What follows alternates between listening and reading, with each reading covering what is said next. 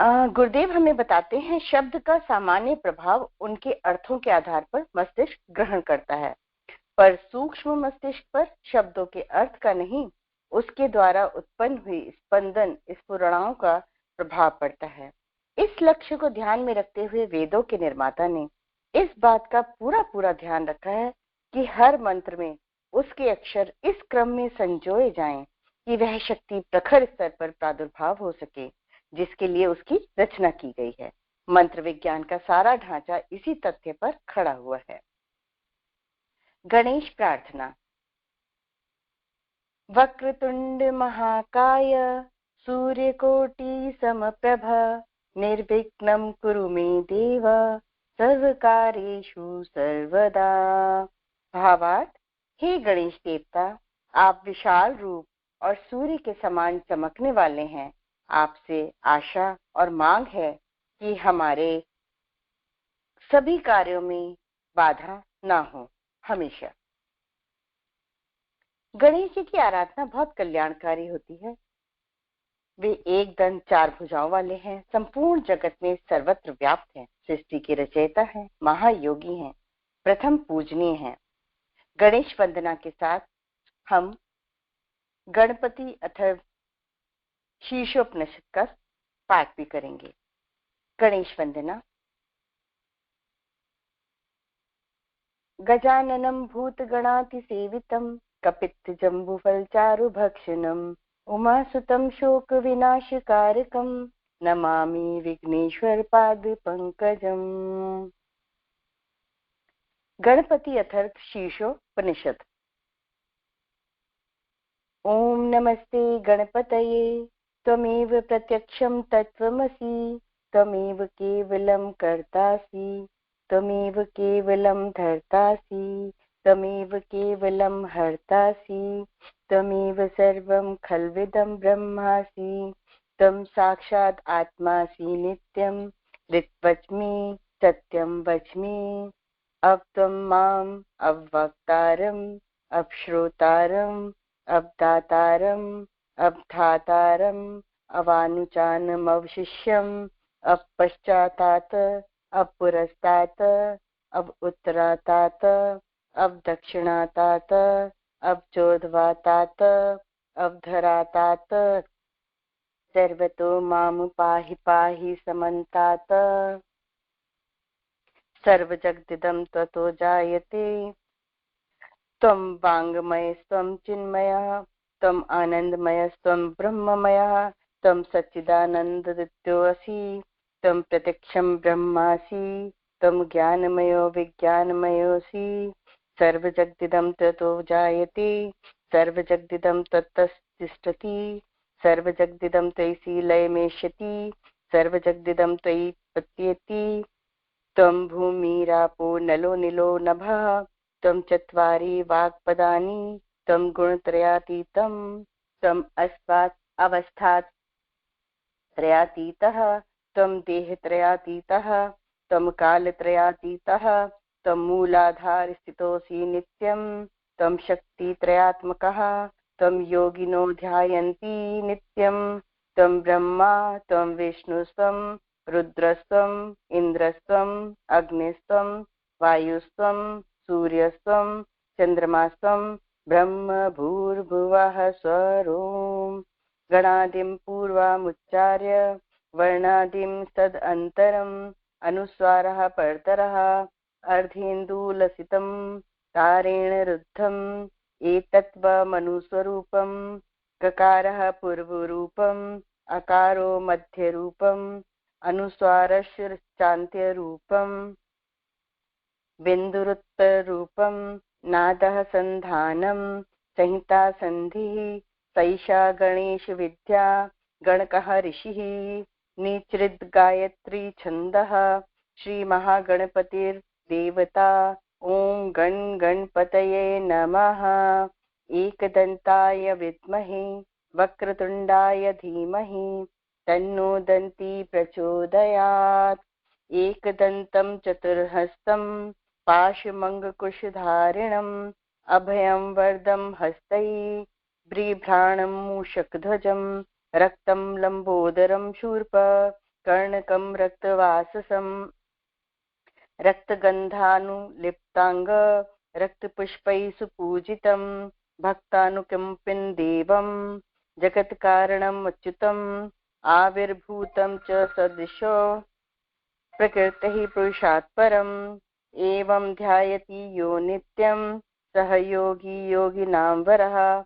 ओम नमो वात्रपतये, ओम नमो गणपतये, नमः प्रमथपतये, नमस्ते अस्तु लंबोदराय एकदंताय विघ्न विनाशिने शिवसुताय श्रीवरदमूर्तये नमो नमः।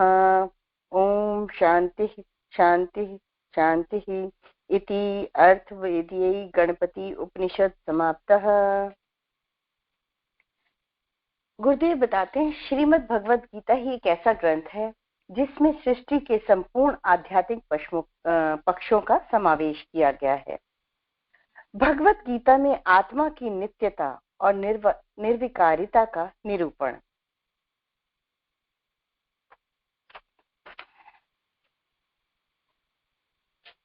देहिनो अस्मिन् यथा देहे कौमारं यौवनं जरा तथा देहांतर प्राप्तिर धीरस्तत्र न मुह्यति। शरीर में स्थित ये श्लोक चैप्टर 2 और श्लोक नंबर 13। शरीर में स्थित आत्मा के इस देह में जैसे बाल्य, यौवन और जीर्ण शरीर प्राप्त होते हैं, वैसे ही स्थूल शरीर को छोड़ने के बाद दूसरा शरीर भी मिलता है। अतः विद्वान आत्मा के निकलने में संशय नहीं करते। अब चैप्टर नंबर 2 श्लोक 16। नासतो विद्यते भावो न भावो विद्यते सतः उभयोरपि दृष्टोऽन्तस् तन्योस तत्वदर्शिभिः। सत वस्तु में विलक्षण असद्रूप इस जगत की सत्ता नहीं हो सकती और सत्य स्वरूप ब्रह्म की असत्ता नहीं हो सकती। इस प्रकार तत्वदर्शियों ने सत और असत के विषय में निश्चय किया है। चैप्टर नंबर 2 श्लोक 20। न जायते मृत्युवा कदाचित् न्यायम् भूत्वा भविता वा न भूयः अजो नित्यः शाश्वतो यं पुराणो न हन्यते हन्यमाने शरीरे। भावार्थ, यह अज आत्मा न कभी उत्पन्न होता है, न कभी नष्ट होता है, न कभी जन्म पाकर अपने अस्तित्व को प्राप्त करता है और न कभी शरीर का खड्ग आदि से छेदन करने पर उसका छेदन होता है। यह नित्य, शाश्वत और प्राचीन है। चैप्टर 2 श्लोक नंबर 22। वासांसि जीर्णानि यथा विहाय नवानि गृह्णाति नरोपराणि तथा शरीराणि विहाय जीर्णा न्यान्यानि संयाति नवानि देहि। भावार्थ, पुरुष जैसे अपने जीर्ण शीर्ण वस्त्रों का परित्याग कर नवीन वस्त्रों को ग्रहण करता है, वैसे ही यह आत्मा जीर्ण शरीर का परित्याग कर नवीन शरीर को ग्रहण करता है। चैप्टर 2 श्लोक 27। जातस्य हि ध्रुवो मृत्युर् ध्रुवं जन्म मृतस्य च तस्मात् परिहार्यर्थेर न त्वं शोचिषु मर्हसि।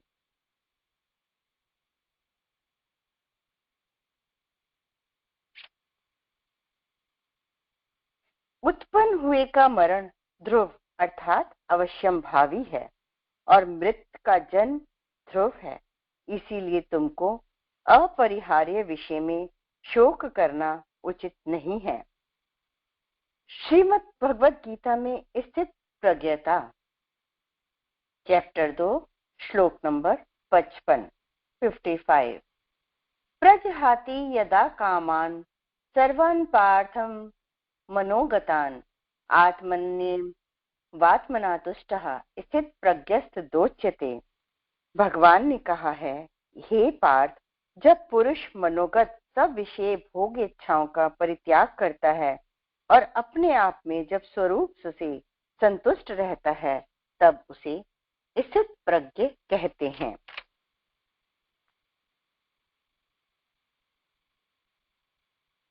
चैप्टर 2 श्लोक नंबर 56। दुखेषु नुदिग्न मनः सुखेषु विगत स्पृहः वीतराग भय क्रोधः स्थित धीर मुनि रुच्यते। दुख प्रद ज्वर आदि व्याधियों के प्राप्त होने पर जिसका मन उद्विग्न नहीं होता, सुखप्रद विषयों में जिसकी स्पृहा नहीं होती और जिसको भय और क्रोध नहीं होते, उस मुनि को स्थित प्रज्ञ कहते हैं। चैप्टर 2 श्लोक 57। यह सर्वत्रान भी स्नेहस्तत् तत्प्राया शुभाशुभम नाभिनंदति न द्वेष्टि तस्य प्रज्ञा प्रतिष्ठिता। जो पुरुष सर्वत्र स्नेह रहित हुआ उस शुभ या अशुभ वस्तु को प्राप्त होकर न प्रसन्न होता है और न द्वेष करता है, उसकी बुद्धि स्थिर है।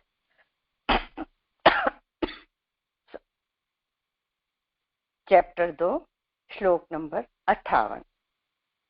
यदा संहर्ते चायं कूर्मोऽङ्गानि सर्वशः इंद्रियाणि इंद्रियार्थेभ्यस्य तस्य प्रज्ञा प्रतिष्ठिता। कछुआ सब ओर से अपने अंगों को जैसे समेट लेता है, वैसे ही जब यह पुरुष इंद्रियों के विषयों से इंद्रियों को सब प्रकार से हटा लेता है, तब उसकी बुद्धि स्थिर होती है। श्रीमद् भगवद गीता में मानसिक रोगों की उत्पत्ति वर्णन। चैप्टर 2 श्लोक नंबर 62। ध्यायतो विषयान् पुंसः संगस्तेषु पजायते संगास्तं जायते कामः कामात् क्रोधो भी जायते। विषयों में रमत्व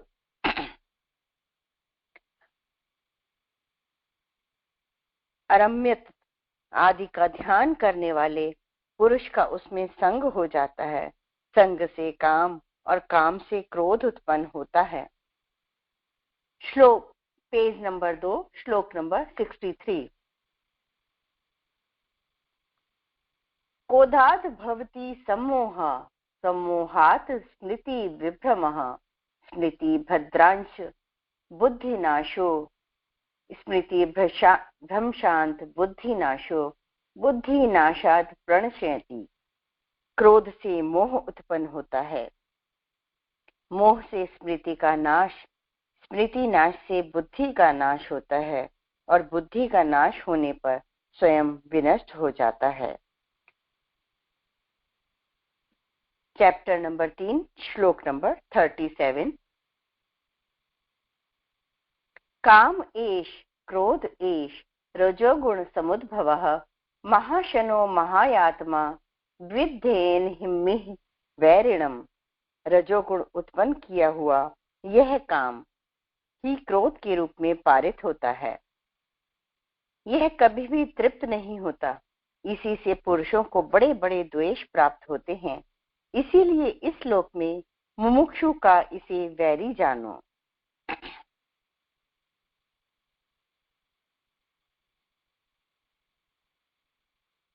चैप्टर नंबर 18 श्लोक 53। अहंकारं बलं दर्पं कामं क्रोधं परिग्रहं विमुच्य निर्ममं शांतो ब्रह्म भूयाय कल्पते।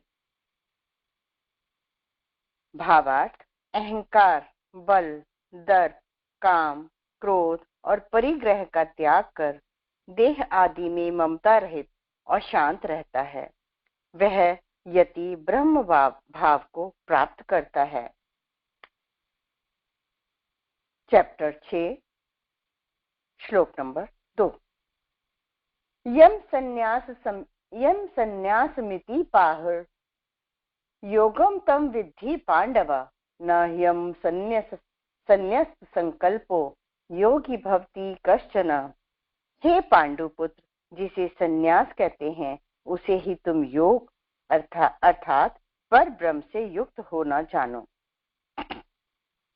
क्योंकि इंद्रिय तृप्ति के लिए इच्छा को त्यागे बिना कोई कभी भी योगी नहीं हो सकता।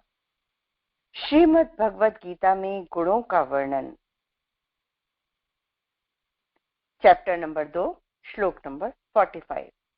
त्रैगुण्य विषया वेदा निस्त्रयी गुण्यो भवार्जुन निर्द्वंदो नित्य सत्विस्ततो निर्योग क्षेम आत्मवान। हे अर्जुन, ज्ञान तीनों गुणों के कार्य रूप समस्त भोगों और उसके साधनों का प्रतिपादन करने वाले हैं। इसीलिए तू उन भोगों एवं उनके साधनों में आसक्तिहीन, हर्ष, शोकादि द्वंद्वों से रहित, नित्य वस्तु परमात्मा स्थित, योग क्षेम को न चाहने वाला और स्वाधीन अंतःकरण वाला हो। चैप्टर नंबर 3, श्लोक नंबर 5। न हि कश्चित् क्षणम् अपि जातु तिष्ठत्ते कर्म कृत कार्यते हयवशः कर्म सर्व प्रकृति जय गुणः। जो कोई प्राणी क्षण भर के लिए कर्म किए बिना नहीं रह सकता, क्योंकि प्रत्येक प्राणी प्रकृति के गुणों से विवश होकर कुछ न कुछ करता ही रहता है।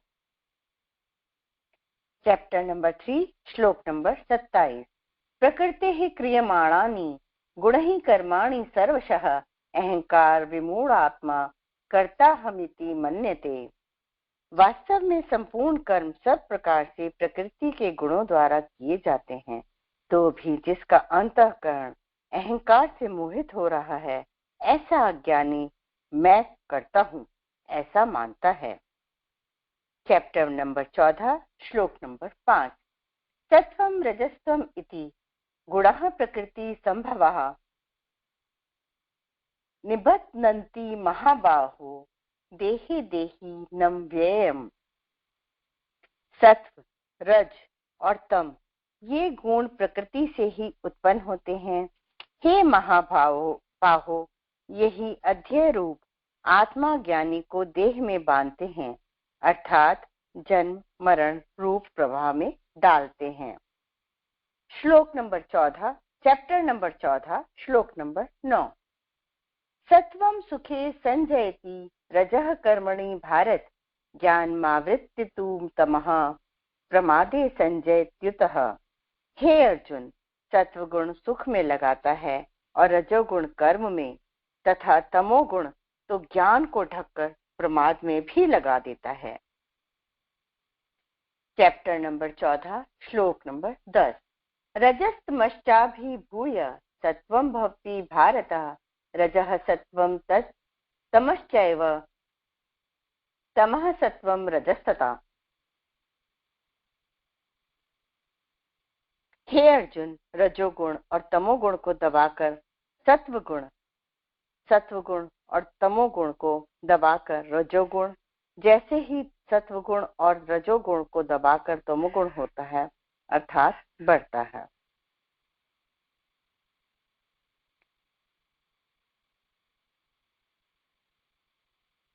चैप्टर नंबर 14, श्लोक नंबर 17। सत्वा संजायते ज्ञानम रजसो लोभ एव च प्रमाद मोहो तमसो भवतो ज्ञानमेव च। सत्वगुण के आविर्भाव से ज्ञान उत्पन्न होता है, रजोगुण के आविर्भाव से लोभ उत्पन्न होता है तथा तमोगुण से प्रमाद, मोह और अज्ञान की उत्पत्ति होती है। श्रीमद् भगवत गीता में धर्म, चैप्टर नंबर 1, श्लोक नंबर 40।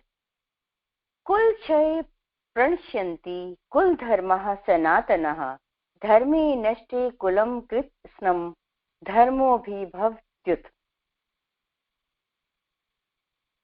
अर्थात कुल के नाश से सनातन कुल धर्म नष्ट हो जाते हैं।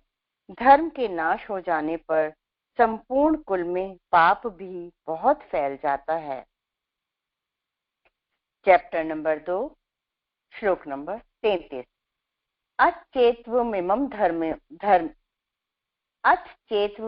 धर्म्यं संग्रामं न करिष्यसि तथा स्वधर्मं कीर्तिं च हित्वा पापं वाप्स्यसि। यदि तू इस धर्मयुक्त युद्ध को नहीं करेगा तो स्वधर्म और कीर्ति खोकर पाप को प्राप्त होगा। चैप्टर नंबर 3, श्लोक 35। श्रेयान् स्वधर्मो विगुणः परधमति स्वनिष्ठितात् स्वधर्मे निधनम श्रेयः परधर्मो भयावह। अच्छी तरह उच्चारण में लगाए हुए दूसरे के धर्म से गुण रहित भी अपना धर्म उत्तम है। अपने धर्म में तो मरना भी कल्याणकारक है और दूसरे का धर्म भय को देने वाला है। श्रीमद् भगवद गीता में अवतारवाद। यदा चैप्टर नंबर 4, श्लोक नंबर 7। यदा यदा हि धर्मस्य ग्लानिर्भवति भारत अभ्युत्थानं धर्मस्य तदात्मानं सृजाम्यहम्। अर्थात जब वर्णाश्रम धर्मावलियों के अभ्युदय और निःशेष के दोबारा बोलती हूँ, जब वर्णाश्रम धर्मावलंबियों के अभ्युदय और निःश्रेयस के हेतु वैदिक धर्म का ह्रास होता है, तब मैं धर्म रक्षण और अधर्म विनाश के योग्य शरीर धारण करता हूँ। चैप्टर नंबर 4, श्लोक नंबर 8। परित्रायाण साधूनां विनाशाय च दुष्कृतां धर्म संस्थापना रथाय संभवामि युगे युगे। सज्जनों के रक्षण के लिए, असज्जन पापियों के विनाश के लिए और धर्म की स्थापना के लिए मैं प्रत्येक युग में जन्म लेता हूँ। श्रीमद् भगवत गीता में मनोनिग्रह। चैप्टर नंबर 6, श्लोक नंबर 34। चंचलम ही मनः कृष्ण प्रमाथि बलवदृढ़म् तस्याहं निग्रहं मन्ये वायोरिव सुदुष्करम्। अर्थात हे कृष्ण, मन अत्यंत चंचल, क्षोभकारक, बलवान और दृढ़ है। वायु के निग्रह के समान उसका निग्रह करना मैं अत्यंत दुष्कर समझता हूँ। चैप्टर नंबर 6, श्लोक नंबर 35। असंशयम महाबाहो मनोदुर्निग्रहं चलम अभ्यासेन तु कौन्तेय वैराग्येण च गृह्यते। भगवान ने कहा, हे महाबाहो, यद्यपि मन की चंचलता और दुर्निग्रहता का में कोई संशय नहीं है, तथापि हे कुंती नंदन, अभ्यास और वैराग्य से उसका निग्रह होता है। श्रीमद् भगवद गीता में यज्ञ का स्वरूप। यज्ञार्थात कर्मणो अन्यत्र लोकोयम कर्म बंधनः तदर्थ कर्म कौन्तेय मुक्त संगः समाचर। यज्ञ अर्थात यज्ञ के निमित्त किए जाने वाले कर्मों के अतिरिक्त दूसरे कर्मों में लगा हुआ ही यह मनुष्य समुदाय कर्मों से बंधता है। इसीलिए हे अर्जुन, तू आसक्ति से रहित होकर उस यज्ञ के निमित्त ही भली भांति कर्तव्य कर्म कर। चैप्टर नंबर 3, श्लोक नंबर 10। कह यज्ञः प्रजा सृष्ट्वा पुरोवाच प्रजापतिः अनेन प्रसविष्यध्येमेष ध्वमेष वो सत्विष्ट कामधुका। प्रजापति ब्रह्मा ने कल्प के आदि में यज्ञ सहित प्रजाओं को रचकर उसने कहा कि तुम लोग इस यज्ञ के द्वारा वृद्धि को प्राप्त हो और यह यज्ञ तुम लोगों को इच्छित भोग प्रदान करने वाला है। चैप्टर नंबर 3, श्लोक नंबर 13। यज्ञ शिष्टाशिना संतो मुच्यन्ते सर्व किल्बिषहि भुंजते ते त्वधम पापा ये पचन्त्यात्म कारणात्। अर्थात यज्ञ से अवशिष्ट अन्न का भक्षण करने वाले ब्राह्मण आदि संपूर्ण पापों से मुक्त हो जाते हैं, और जो केवल अपने उदर की पूर्ति के लिए पाप करते हैं वे पाप का ही भक्षण करते हैं। चैप्टर नंबर 4 श्लोक नंबर 23। गत संगस्य मुक्तस्य ज्ञानावस्थिते चेतसः यज्ञाय चरतः कर्म समग्रम प्रविलीयते। जिसकी आसक्ति सर्वथा नष्ट हो जाती है, जो देहाभिमान और ममता से रहित हो गया है, जिसका चित्त निरंतर परमात्मा के ज्ञान में स्थिर रहता है, ऐसा केवल यज्ञ संपादन के लिए कर्म करने वाले मनुष्य के संपूर्ण कर्म भली भांति विलीन हो जाते हैं। श्रीमद् भगवद गीता में आहार वर्णन मनुष्यों की जो स्वाभाविक वृत्ति स्थिति एवं भाव बनता है, उसके बनने के कई कारण होते हैं। उनमें आहार भी एक कारण है। कहावत भी है कि जैसा खाए अन्न वैसा बने मन। अतः आहार जितना सात्विक होता है, मनुष्य की वृत्ति उतनी ही सात्विक बनती है। अर्थात सात्विक वृत्ति के बनने में सात्विक आहार से सहायता मिलती है। चैप्टर नंबर 6 श्लोक नंबर 16। नात्यश्न तस्तु योगोस्ति न चैकांत मनश्नतः न चाति स्वप्नशीलस्य जागृतो नैव चार्जुन। हे अर्जुन, यह योग ना तो बहुत खाने वाले का, ना बिल्कुल ना खाने वाले का, तथा ना बहुत शयन करने का स्वभाव वाले का, और ना सदा जागने वाले का ही सिद्ध होता है। चैप्टर नंबर 6 श्लोक नंबर 17। युक्ताहार विहारस्य युक्त चेष्टस्य कर्मसु युक्त स्वप्नावबोधस्य योगो भवति दुःखः। जो नियमित आहार और विहार करता है, जो क्रियाओं में उपयुक्त चेष्टा करता है तथा जो नियमित निद्रा और जागरण करता है, उसी की संपूर्ण दुखों का विनाश करने वाली समाधि निष्ठा की सिद्धि होती है। चैप्टर नंबर 17 श्लोक नंबर 8। आयु सत्व बलारोग्य सुख प्रीति विवर्धनः रस्यः स्निग्धः स्थिरा हृदयः आहारः सात्विक प्रियः। आयु अर्थात आयु, बुद्धि, बल, आरोग्य, सुख और प्रीति को बढ़ाने वाले, रस युक्त, चिकने, स्थिर रहने वाले तथा स्वभाव से ही मन को प्रिय आहार सात्विक पुरुष को प्रिय होते हैं। कट वम्ल लवणा तीक्ष्ण तीक्ष्ण रुक्ष विदाहिना आहारा राजस चेष्टा दुख शोक मया प्रदः। अर्थात कड़वे, खट्टे, लवण युक्त, बहुत गर्म, तीखे, रूखे, दाहकारक और दुख, चिंता तथा रोगों को उत्पन्न करने वाले आहार अर्थात भोजन करने के पदार्थ राजस पुरुष को प्रिय होते हैं। चैप्टर नंबर 17 श्लोक नंबर 10। यात यामम गत रसम पुति पर्योषितम च यत् उच्छिष्टम अपि चामेध्यम भोजनम तामस प्रियम। अर्थात जो भोजन अधपका, रस रहित, दुर्गंध युक्त, बासी और उच्छिष्ट झूठन छोड़ा हुआ है तथा जो अपवित्र भी है, वह भोजन तामस पुरुष को प्रिय होता है। श्रीमद् भगवद गीता में गुरु तत्व एवं श्रद्धा वर्णन।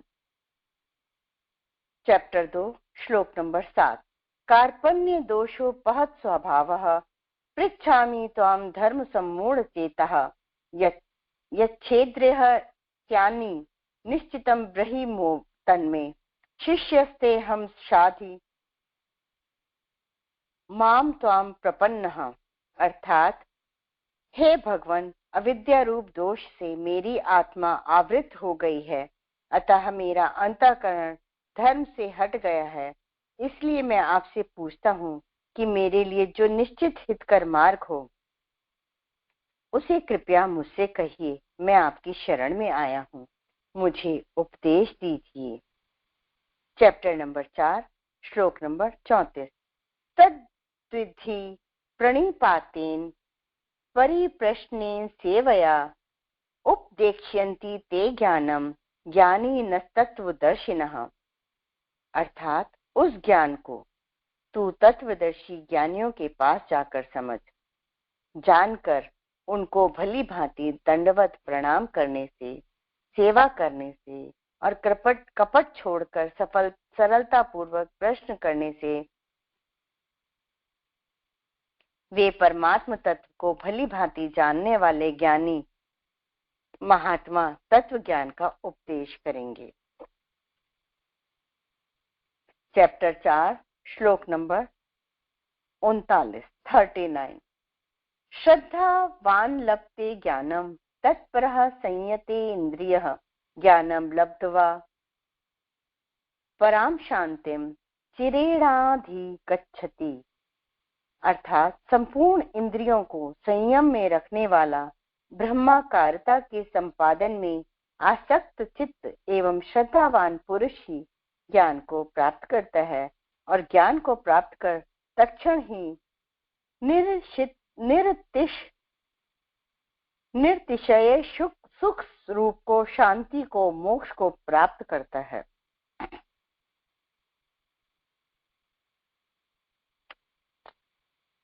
चैप्टर नंबर 6 श्लोक नंबर 5 उद्धरेदात्मनात्मानं नात्मानमव साधयेत् आत्मैव ह्यात्मनो बन्धुरः आत्मैव रिपुरात्मनः, अर्थात श्रवण आदि से जनित आत्मज्ञान से युक्त पुरुष स्वयं आप ही अपना उद्धार करें, कभी भी बहिर्मुख होकर अपना विनाश न करें, क्योंकि आप ही बंधु हैं और आप ही अपना शत्रु हैं।